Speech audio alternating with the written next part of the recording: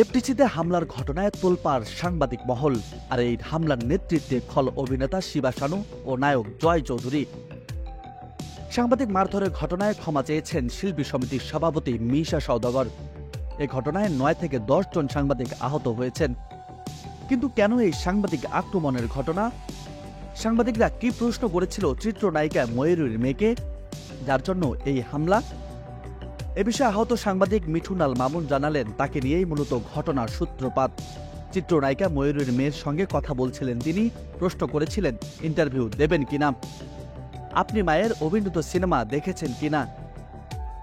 ঠিক এই সময় আক্রমণ করেন খল অভিনেতা শিবা শানু।